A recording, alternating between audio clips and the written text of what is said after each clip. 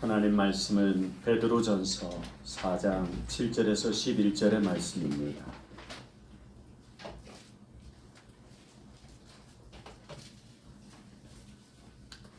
베드로전서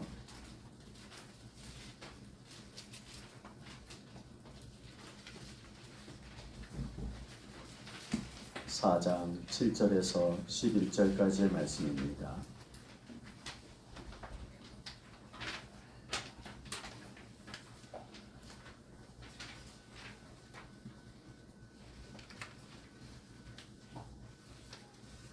제가 봉독해 드리겠습니다. 만물의 마지막이 가까이 왔으니 그러므로 너희는 정신을 차리고 근신하여 기도하라. 무엇보다도 뜨겁게 서로 사랑할지니 사랑은 허다한 죄를 덮느니라. 서로 대접하기를 원망 없이 하고 각각 은사를 받은 대로 하나님의 여러 가지 은혜를 맡은 선한 청지기같이 서로 봉사하라. 11절 함께 읽습니다. 만일 누가 말하려면 하나님의 말씀을 하는 것 같이 하고 누가 봉사하려면 하나님이 공급하시는 힘으로 하는 것 같이 하라.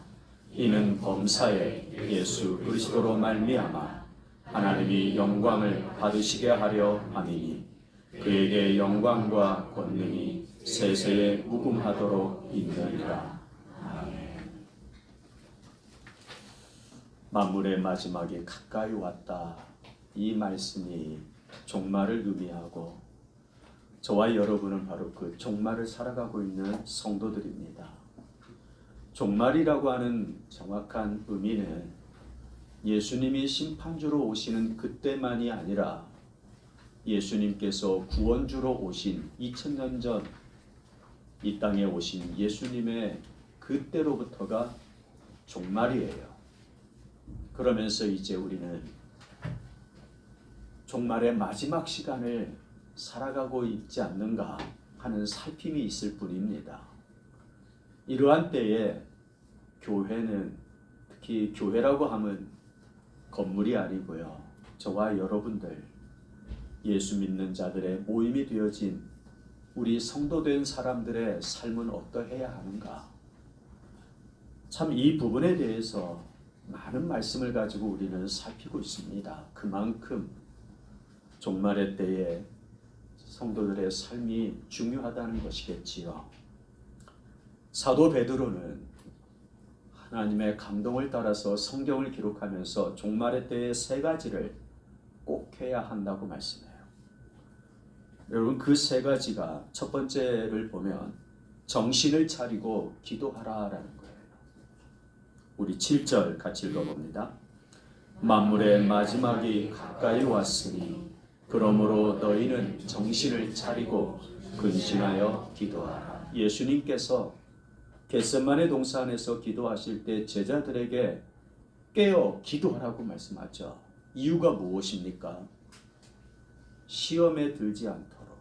종말은요, 성도들을 많은 부분 시험 들게 할 겁니다. 그러면 시험에 들지 않는다, 빠지지 않는다는 뜻인데 어떻게 빠지지 않을 수 있느냐? 기도밖에 없다는 거예요. 기도하지 않으면 시험에 든다는 거예요. 종말의 때에 많은 시험들이 우리에게 찾아왔을 때 이것은 나를 유혹하는 거야. 아무리 많은 물질을 준다고 해도 이건 나를 유혹하고 죄로 이끌어가는 거야. 이러한 분별이 있을 수만 있다면요, 그 물질을 따라가지 않겠죠. 그것을 어떻게 분별할 수 있느냐? 기도할 때라는 거예요. 기도할 때. 여러분, 저와 여러분이 꼭 기도해야 할 줄 믿습니다. 기도하십시오. 정신을 차리고 기도하십시오. 여러분, 목회자가 아무리 강단에서 좋은 언변을 가지고 설교한들 하나님께서 원하시는 모습을 갖추지 못하게 한다면 그게 무슨 유익이 있겠습니까? 차라리 설교를 못한다 할지라도, 말이 어눌해진다 할지라도 하나님께서 기뻐하시는 모습으로 살아갈 수만 있게 한다면요, 저는 우리 성도님들이 그렇게 되시면 좋겠어요. 여러분 꼭 정신 차리고 기도하시기를 주의 이름으로 축원합니다.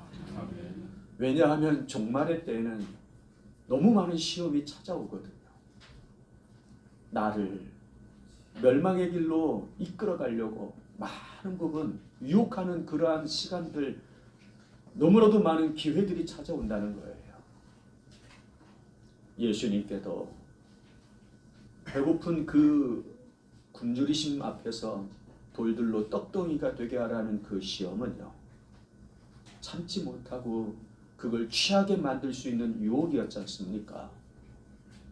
그런데 예수님이 물리치시는 건요, 기도하는 거예요. 두 번째로 보면 뜨겁게 사랑하라라는 거예요. 8절 함께 읽어봅니다. 무엇보다도 뜨겁게 서로 사랑할지니 사랑은 허다한 죄를 덮느니라. 왜 뜨겁게 사랑하라고 합니까? 죄를 덮기 위해라고 하죠. 여러분, 이 죄가 어떤 죄일까요? 마태복음 24장 11절에서 13절을 보면 마지막 때에는 불법이 성해서, 즉 거짓 선지자들의 미혹이 그만 불법으로 인도하는 일들이 일어나 사람들의 마음이 닫혀진다는 거예요. 사랑이 식어진다는 거예요. 오늘날 전도가 쉽습니까? 마음들이 다 닫혀져 있죠. 여러분, 학교 앞에서 전도하기가 쉽습니까? 거리에서 전도하기 쉽습니까? 문을 두드릴 때 그 문이 활짝활짝 열립니까? 아니지요. 정말 세상이 식어져 가고 있다는 이 의미는 문이 닫히고 있다는 거예요. 결국 그 모습에 따르는 구원의 역사가요, 막혀지고 있다는 거 아닙니까? 선교사님들도 인도만 해도요, 복음 들고 들어가고 싶으나 들어갈 수가 없어요. 문을 닫아버렸거든요. 그래서 많은 부분 세상은 가면 갈수록, 즉 종말이 가까워질수록 문이 닫혀요. 즉 사랑이 식어진다는 거죠. 그러니까 하지 말자는 겁니까? 아니지요. 오히려 뜨겁게 사랑하라고 하죠. 미움을 받을수록, 사랑이 식어질수록 성도들은 종말의 모습 속에 뜨겁게 사랑하라는 거예요. 미움을 예상하고, 박해나 또는 거절을 예상하면서 그럼에도 끝까지 사랑하라는 것, 그것도 뜨겁게요.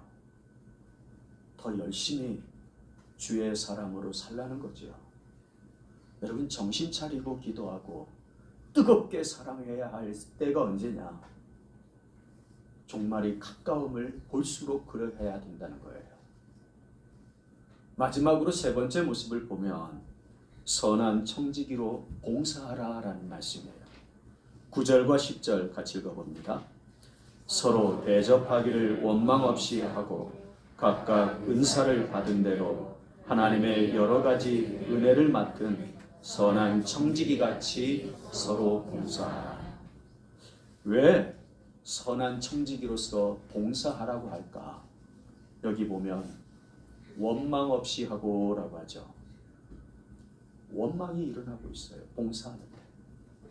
여러분, 봉사하면은 고맙습니다, 정말 큰 도움이 되었습니다, 이런 대답이 들려와야 하잖아요. 그런데 그 봉사 앞에서 사람들이 하는 말이 원망하더라는 거예요. 그게 종말의 때예요.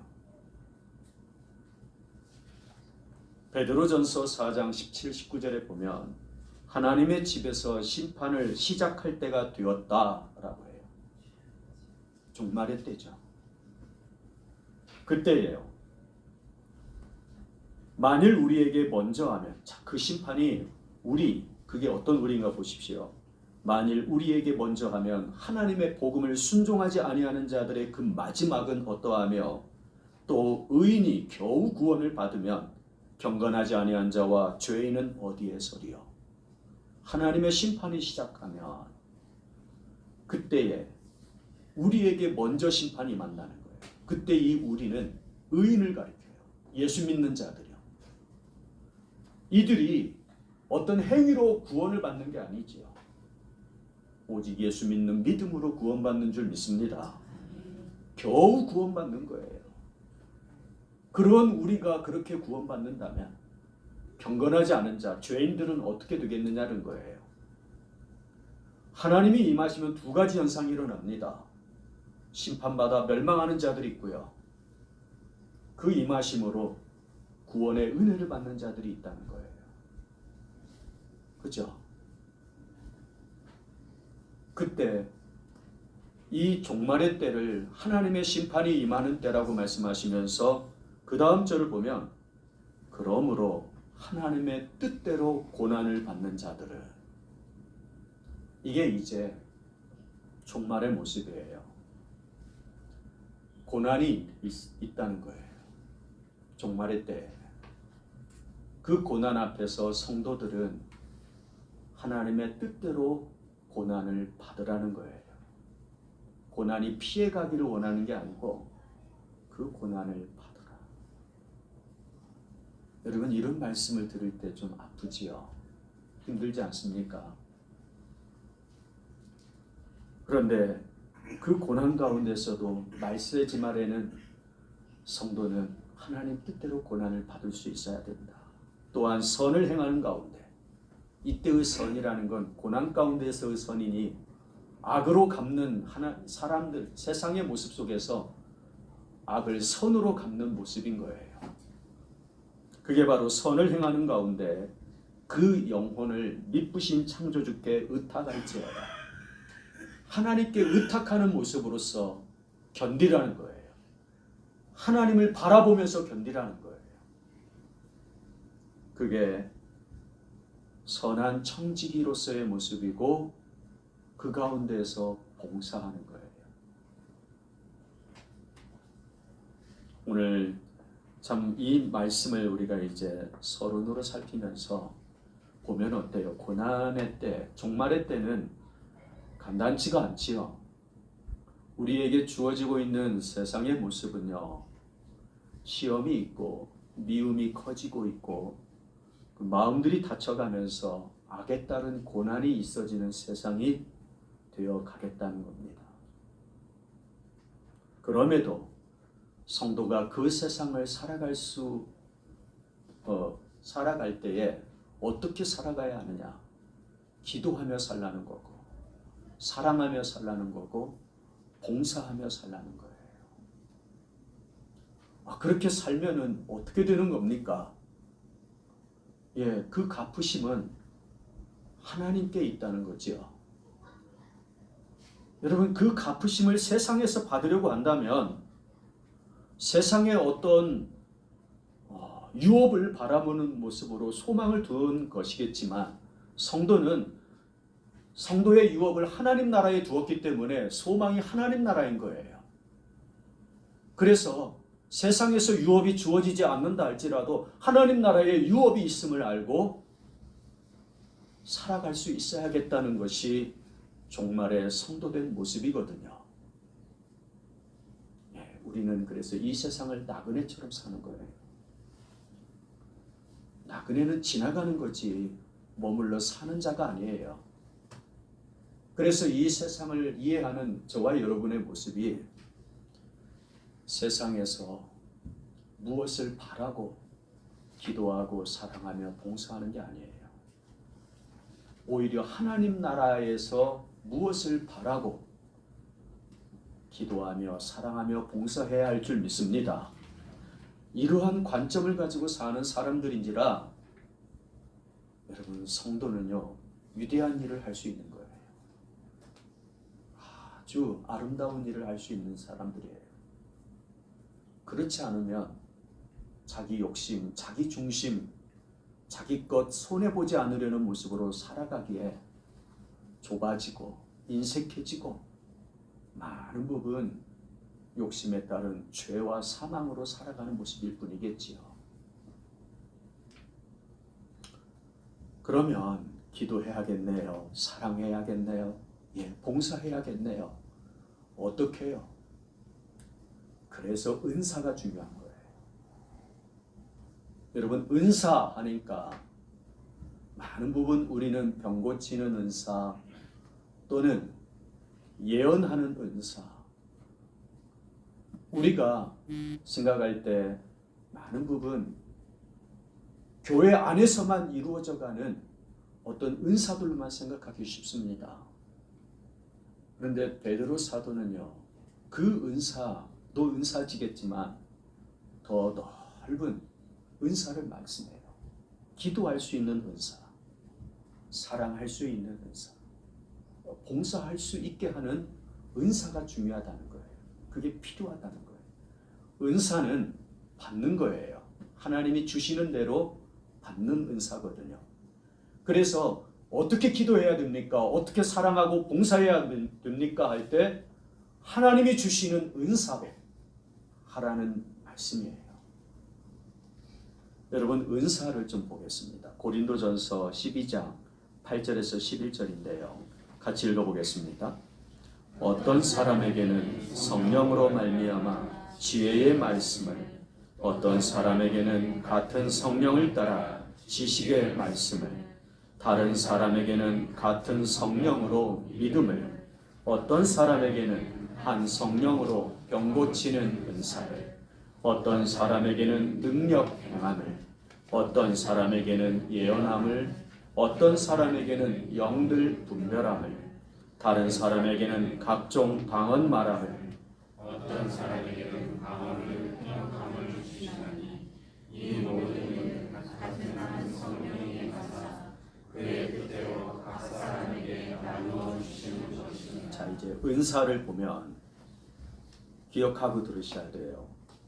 기도하기 위한 은사이고, 봉사할 수 있도록 부어주시는 은사이고, 사랑할 수 있도록 주시는 은사예요. 그래서 이 은사들이 여러 가지로 소개되는데, 근데 이 은사들을 두 가지로 분류가 돼요. 하나는 말하는 은사예요. 다른 하나는 섬기는 은사예요. 자, 말하는 은사가 어떤 은사입니까? 지혜의 말씀을, 지식의 말씀을 성령께서 주신다고 하죠. 즉, 말하는 은사가 있어요. 말의 은사를 주시는 거예요. 이 사람이 말을 하면 하나님의 말씀으로 들리게 하는 거예요. 그래서 그 말씀에 따르는 권위를 갖게 하고 그 말씀이 이루어지게 하시는 거예요. 사무엘이 대표적인 사람이에요. 그가 말하면 하나도 땅에 떨어지지 아니하였다고 하죠. 왜냐하면 하나님이 주신 은사를 따라서 하니까 하나님이 책임져 주시는 말이 되게 하는 거예요. 하나님이 주시는 말씀을 받아서 말하니 그 말씀에 따른 말이 하나님의 역사를 불러일으키는 거지요. 이게 말하는 은사라는 거예요. 두 번째로 섬기는 은사요. 어떤 사람에게는 믿음을, 어떤 사람에게는 한 성령으로 병 고치는 은사를, 어떤 사람에게는 능력행을 해가지고 쭉 나오죠. 이때 어떤 사람에게는 믿음을 이라고 했는데, 이 믿음이라고 하는 건 믿음을 불러일으키는 은사라는 거예요. 이 사람을 만나면 어려운 상황이고 환경인데 이 사람을 통해서는 그 상황과 환경을 그저 주어진 모습으로 보이는 것으로만 보게 하지 않고 하나님을 믿는 믿음으로 보게 하는 거예요. 하나님이 주시는 믿음으로 그 믿음을 주면서 믿음을 불러일으키는 사람이에요. 여러분, 아름다운 은사인 줄 믿습니다. 고난의 때에 이 고난 속에서 원망을 할 수 있을 법한데 오히려 그 사람이 하는 말이, 고난당하고 있는 그 사람이 믿음의 말을 하는 거예요. 듣는 자들이 어떨까요? 마음에서 믿음이 막 불러일으켜지. 저게 신앙의 모습이구나. 저 아픔 속에서도 저렇게 살아갈 수 있구나. 신앙으로 살아갈 수 있구나. 그래서 그 사람을 보면서 내 안에 잠자고 있는 믿음이 깨어나고 막 세워지는 거예요. 믿음을 불러일으키는 은사요. 섬기는 은사죠. 또요. 병 고치는 은사. 섬기는 은사죠. 능력 행하는 은사, 예언하는 은사, 영들 분별하는 은사, 방언과 통역의 은사. 하나님께서 왜 주실까요? 자랑하게 하려고요? 아니요. 섬기게 하려고요. 그래서 이러한 은사들은 섬기는 은사들인 거예요. 이 은사들을요, 성령께서 각 사람에게 그의 뜻대로 나눠주신다고 하지요. 여러분에게도요, 예수 믿는 저 어린아이들에게도 이 은사가 있다는 거 아십니까? 예수 믿는 순간 예수님께서 성령을 통해서 각 사람에게 다 나눠주시는 거예요. 나눠주시는 거예요. 저는 제가 그런 은사가 있는 줄도 몰랐고, 그렇게 하고 있다가 성경을 보면서 정리했던 은사가 뭐냐면 가르치는 은사였어요. 제가 대학교 때 대학 생활을 하면서 고등학교, 중학교 또는 일반 대학교들을 다니면서, 저도 대학생이지만 점심시간마다 그 학교들을 찾아다녔어요.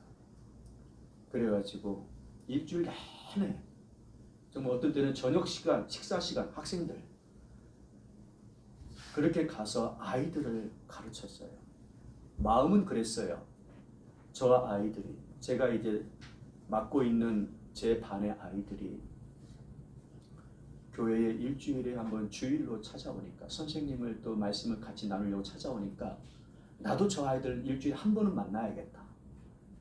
그래가지고 아이들 있는 자리 한 명이면 한 명 있는 대로 그냥 갔어요. 그런데 그 아이 한 명이 2명이 되고 4명이 되고 10명이 되는 거예요. 제가 그걸 보면서, 물론 또 어떤 학교는 한 명 그대로 1년 내내 가는 학교도 있어요. 그 아이들을 보면서요, 제가 성실하게 한 거예요. 그러면서 제가 할 수 있는 건 이 아이들을 위해서 기도하는 거였고, 말씀을 가르치는 거였어요. 말씀대로 가르치는 거였어요. 그랬을 때 하나님이 저에게 주신 열매로서 아이들이 신앙을 따라서 세워져가는 모습이었습니다.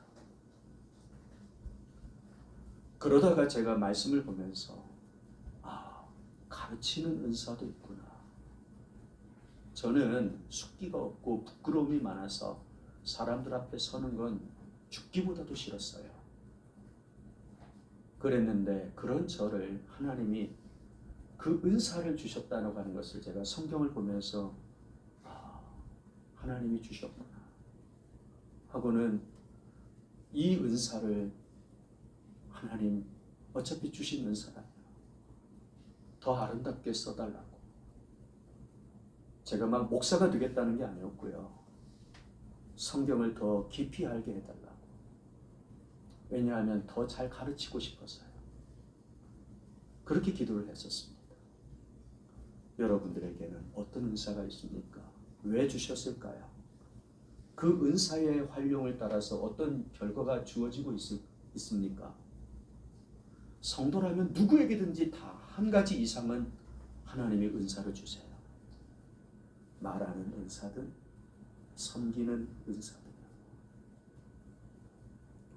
바로 그 은사가 왜 중요하느냐? 기도하려고요. 봉사하라고. 사랑하라고.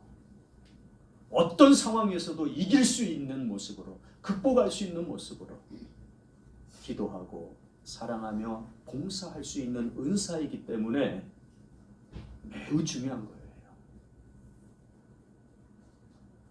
우리 본문 10절 함께 읽어보겠습니다. 각각 은사를 받은 대로 하나님의 여러 가지 은혜를 맡은 선한 청지기 같이 서로 봉사하라. 여기 보면 각각 한 사람 한 사람 개개인을 말씀하죠. 바로 그 은사를 따라서 봉사하는 곳이 교회입니다. 청지기라는 말은요, 오이코노모스라는 단어인데 이 단어는 두 가지가 합해진 거예요. 오이코스라는 단어와 노모스라는, 그래서 오이코노모스라고 해요. 오이코스라는 말은 집을 뜻하고 노모스, 이 말은 법도라는 뜻이에요. 법도. 그러니까 이 집은요, 집 주인이 있고 그 주인이 정한 법도대로라는 말이 오이코노모스예요. 집 주인이 있고 그 주인이 정한 법도대로 봉사하는 사람이 누구냐? 청지기다라는 말이 오이코노모스예요. 이 청지기는요, 주인의 뜻대로 봉사하는 사람이에요. 그래서 주인이 뜻한 대로 봉사할 수 있도록 주신 은혜가 은사예요. 하나님이 주신 은사, 하나님이 정하신 뜻과 방식대로 나는 봉사합니다. 섬기겠습니다. 이 사람이 청지기라는 거예요. 여러분, 이러한 청지기들이 우리 교회에 여러분 각자의 모습으로 서야 할 줄 믿습니다. 11절 같이 읽어보실까요? 만일 누가 말하려면 하나님의 말씀을 하는 것 같이 하고 누가 봉사하려면 하나님이 공급하시는 힘으로 하는 것 같이 하라. 자, 이 말씀을 보면 말하려면 하나님의 말씀을 하는 것 같이 하라고 하죠. 이렇게 할 수 있으려면 말하는 은사를 받아야 돼요. 그 다음에 누가 봉사하려면, 섬기려면 하나님이 공급하시는 힘으로 하라고 하지요. 하나님이 은사 주신 대로 섬기라는 거예요. 그러니까 하나님의 법도대로 하라는 거예요. 하나님의 뜻대로 하라는 거예요. 나보다 저 사람이 더 열심히 하네요. 하나님이 그 사람에게서 찾으시는 것이 많아서 더 큰 은사를 주실 수 있겠지요. 그런데 그 사람은 그 사람에게서 하나님이 찾으시는 거고 나에게서는 하나님이 찾으시는 게 뭐냐 이거예요. 작으면 작은 대로 어떻습니까? 여러분, 작으면 작은 대로 좋은 게 많아요. 크면 큰 대로 위험한 게 많아요. 교만해질 수 있거든요. 작으면요, 겸손해질 수 있거든요. 저는 하나님이 늘 작게 해주셔서 겸손해지려고 합니다. 그게 더 좋아요. 하나님 앞에 겸손해질 수만 있다면, 그리고 그 겸비함으로 끝까지 주의 일을 받들 수만 있다면 더 좋아요. 얼마든지 하나님 주신 대로 하면 됩니다. 그렇지 않습니까? 초대교회가 아름답다고 말을 하는데 왜 아름다울까요? 그러면 초대교회가 아름답다고 말할 때 현대교회는 아름답지 못하다는 것이겠죠. 그것과 비교할 때 모자르다는 거잖아요. 그러면서 초대교회의 아름다움을 회복해야 한다고 말해요. 여러분, 초대교회 아름다움이 어떠했길래 아름다웠을까요? 여러분, 그들은 문제가 없어서 또는 고난이 없어서 아름다웠을까요? 오히려 지금보다 더 힘들었지 않습니까? 베드로전서 4장 12, 13절에 보면 사랑하는 자들아, 이제 베드로 사도가 이 베드로전서, 이 편지를 보내고 있는 대상들, 그들을 가리켜서 표현할 때 사랑하는 자들아, 너희를 연단하려고 오는 불시험을 이상한 일 당하는 것 같이 이상히 여기지 말라고 하죠. 그러니까 불시험이 있는 때예요. 왜 우리가 이 불시험을 만나야 됩니까? 하나님 잘 섬기고 있는데. 여러분, 시험에 빠질 수 있는 상황이잖아요. 시험에 들 수 있는 이 일들을 만나고 있을 상황이에요. 그런데 이상히 여기지 말라. 이 말은 거기에 빠지지 말라는 거죠. 기도할 때 시험 들지 않을 수 있으니까. 오히려 너희가 그리스도의 고난에 참여하는 것으로 즐거워하라고 하죠. 자, 여기에 이제 이 고난 가운데서 할 일이 있다는 거예요. 즐겁다라는 표현은요. 이는 그의 영광을 나타내실 때에 너희로 즐거워하고 기뻐하게 하려 함이라. 하나님의 영광을 나타낼 수 있는 일이 있다는 거예요. 고난 가운데서 할 일이 있다. 사랑하고 봉사하는 거지요. 여러분, 초대교회가 아름다운 것은요, 하나님의 말씀이 들려졌을 때 이 말씀을 붙들고 기도하는 데 있어요. 그리고 하나님이 주시는 능력이 있을 때 그 능력을 가지고 봉사하고 사랑하는 것에 있다는 거예요. 그게 바로 하나님의 말씀으로 말하는 것 같이 하고, 너희가 말하려면, 누가 봉사하려면 하나님이 공급하시는 힘으로 하는 것 같이 하라는 거예요. 바로 이러한 불시험 속에서도 하나님이 주시는 말씀으로 기도하고 하나님이 공급해 주시는 힘으로 여러분 이들이 사랑하고 봉사하니까 로마가 어떻게 될까요? 기독교 국가가 되는 거예요. 황제를 우상으로 섬기었고요. 그 황제를 우상으로 섬기지 않겠다고 말하는 기독교인들을 십자가에 달아 죽이고 맹수의 먹이가 되게 하고 이 모양 저 모양으로 죽임에도 불구하고 이들이 미움 대신 원망 대신 사랑을 나타내거든요. 여러분, 이게 인간의 힘일까요? 하나님이 주시는 힘이겠지요. 그게 은사예요. 하나님이 공급하시는 힘으로 봉사한 거예요. 그리할 때 세상을 이기는 교회가 되었고 그 모습을 아름답다고 말하는 지금이에요. 여러분, 이 표현 아름답다, 초대교회가 아름답다고 말하는 것으로만 그쳐버리면 저와 여러분은요 말씀을 듣는 자일 뿐이에요. 눈으로 보는 자는 못 되는 거죠. 안 그렇습니까? 우리도 왜 눈으로 볼 수 없는 걸까요? 보면 얼마나 좋을까요? 말이 안 나오네. 여러분, 이게 눈으로 보기를 원합니다. 정말 그래요. 왜 설교를 귀로만 듣느냐 이거예요. 내 삶이 되게 할 수 있는데, 내 가정과 삶의 자리에서 하나님의 이 역사하신 하나님이 찾으시는 영광을 드러낼 수 있는데 왜 귀로만 들으려고 하느냐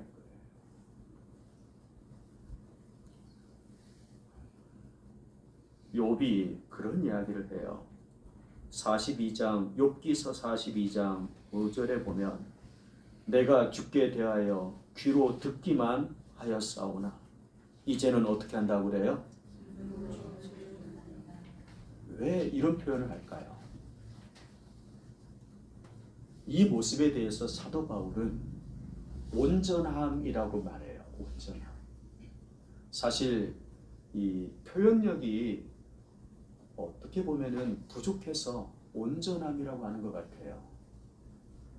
제가 여러분들에게 예수님께서 하신 말씀처럼 내가 온전한 것 같이 너희도 온전할지어다 라고 하면 여러분들 예, 제가 온전해지겠습니다 하고 아멘으로 받아들여집니까? 아니면 그 말씀 들을 때 나는 부족한데, 나는 이 말씀 참 힘든데 그러면서 받습니까? 저는 부족한데 내가 어떻게 온전해질 수 있지? 라면서 받아요. 제가 믿음이 없습니까? 여러분, 그래서 이 단어가 쓰여지는 이 단어가 좋은 단어임에도 불구하고 우리에게서 와락 받아들여지지 못하는 단어가 되고 있는 거예요. 근데 하나님 나라 가면요, 그냥 이게 자연스러운 모습이거든요. 그래서 하나님 나라의 일을 말씀하는 성경을 볼 때 우리가 이 세상에 속한지라 하나님 말씀이 너무 어려워요. 힘들어요. 내 주변, 내 환경, 내게 처한 상황, 내 어떤 마음의 상태, 이것으로 하나님 말씀을 받다 보니까 너무 어려운 거예요. 여러분, 온전해졌다라는 이 표현은 에베소서 4장 11절에 14절에 보면 사도 바울이 풀어놨어요. 그가 어떤 사람은 사도로, 어떤 사람은 선지자로, 어떤 사람은 복음 전하는 자로 어떤 사람은 목사와 교사로 삼으셨으니 이는 성도를 온전하게 하여. 이때 이 온전이라는 말을 그 다음에 보면은 봉사의 일을 하게 하며 그리스도의 몸을 세우려 하심이라. 우리가 다 하나님의 아들을 믿는 것과 아는 일에 하나가 된 것을 온전한 사람이라고 하죠. 믿는 것과 아는 것에 하나가 되었다. 이때 이 믿는 것과 아는 것이 구별이 되는 모습이고 그것이 하나가 되어야겠다는 말씀이 온전함이라는 뜻이죠. 그러니까 온전이라는 뜻은 귀로만 들어서는 안 된다는 거예요. 눈으로 보는 삶이 되어야 된다는 거예요. 이걸 온전함으로 설명하고 있습니다. 우리가 하나님이 너 온전해라 할 때는요, 눈으로 보는 삶을 살라는 거거든요. 언제요? 봉사할 때, 사랑할 때, 기도할 때 이게 온전함으로 주어진다는 거예요. 삶으로 경험된다는 거죠. 그래서 이는 성도를 온전하게 하여 봉사의 일을 하게 하며라고 하죠. 그 봉사가 어떤 거예요? 흔들리지 않는 모습으로 꾸준히 진행시켜가는 거예요. 그게 봉사의 일을 하게 한다는 거예요. 그 다음 여기 보면은 아까 믿는 것과 아는 일에 하나가 되어 온전한 사람을 이루어라고 했죠.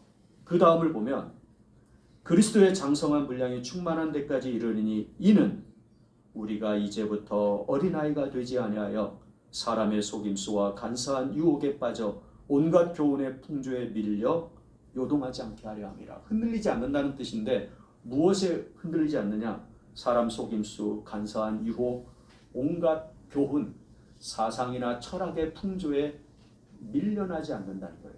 그것들에게 흔들리지 않는다는 거예요. 다른 말로 보면 종말의 때에 일어나는 현상들로서 여러분 시험이 찾아오고 고난이 찾아오고 미움이 가득해지는 그 모습 속에서도 흔들리지 않는다는 거예요. 그게 바로 봉사하는 자의 모습이다. 환경이나 상황에 흔들리지 않을 수 있는 일꾼들, 이러한 사람들로 세워지는 교회, 그리스도의 몸을 세우려 함이라. 청지기들이 세워지어가는 교회인 거죠. 여러분 그래서 깨어 기도하라는 거예요. 정신 차리고 기도하라는 거예요. 여러분 꼭 기도하시기 바랍니다. 여러분 교회에 오셔서 기도하셔도 되고 가정에서 기도하셔도 됩니다. 길을 걸을 때 기도하셔도 됩니다. 여러분 길 걸을 때 꼭 눈 뜨고 기도하십시오. 괜히 또 넘어지지 마시고 정말 그래서 무시로 기도하라는 거예요. 하나님 침대에서 일어날 때도 하나님 기도하세요. 하루를 마치고 이불을 덮으며 잘 때도 하나님 하고 예수님의 이름으로 기도했습니다. 말하지 못하고 잠들었다 할지라도 기도하십시오. 여러분 정말 기도해야 돼요. 무엇을 놓고 기도해야 될까요? 제가 이 세대를 분별할 수 있게 해주십시오. 나에게 다가오고 있는 많은 유혹들을 분별할 수 있게 해주십시오. 그래서 제가 비록 좁고 좁은 문 협착한 길이 된다 할지라도 주님 가신 그 길을 나도 갈 수 있게 주님 저를 인도해 주옵소서. 그렇게 기도하시라는 거예요. 사랑하십시오. 정말 나를 미워하는 저 사람을 향하여서 불평하거나 저주의 말을 쏟아내는 내가 아니라 그래 나도 내가 저 사람을 뜨겁게 사랑해야지. 하나님이 나에게 주시는 힘으로 사랑해야지. 그리고요 정직이처럼 봉사하십시오. 그리하면 여러분 한 사람 한 사람이 그렇게 살아가시는데 여러분 우리 오산 서문교회 공동체가 그러한 사람들의 모임이 되어지면 교회는요 아름다운 교회가 됩니다. 초대교회가 아름다웠어. 이렇게만 말하는 우리 교회가 아니라 우리 오산 서문교회도 아름다워. 여러분, 그것을 누구보다도 기뻐하실 하나님이신 줄 믿습니다. 왜냐하면 하나님이 영광을 찾으시는 모습이거든요. 하나님이 받기를 원하시는 영광이거든요. 그게 우리에게 살기 편하도록 다 만들어주시면서 찾으시는 영광이 아니고요. 종말의 때에 재난과 재앙이 처체에서 일어나고 기근과 전쟁의 모습이 우리 귀에 들려지는 이 시대 속에서도 하나님이 찾으시는 영광이 바로 우리의 모습 속에서 나타나기를 원한다는 거예요. 여러분, 우리 서로 뜨겁게 기도합시다. 우리 뜨겁게 사랑합시다. 예. 오늘 우리 안수 집사님이 우리 대표 기도하실 때 뜨거운 이 날씨 속에서 우리 신앙이 뜨겁게 해달라고 기도하셨잖아요. 저는 기도하는 분들의 기도를 하나 제가 정말 제 마음 똑같이 기도합니다. 그래요. 정신 차리고 기도해야겠다. 뜨겁게 사랑해야겠다. 천지기같이 봉사해야겠다. 우리 자신을 그렇게 세워가는 여기 계신 우리 성도님들이 다 되시기를 주의 이름으로 축원합니다. 우리 시간 같이 받은 말씀 가지고 여러분 자신을 하나님이 찾으시는 영광의 모습으로 세워가기 원합니다. 함께 기도하겠습니다.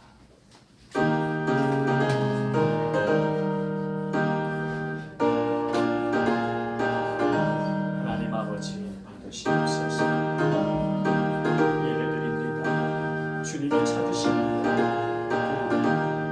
주님께서 원하시는 대로 주님 종이 되어 섬기겠나이다.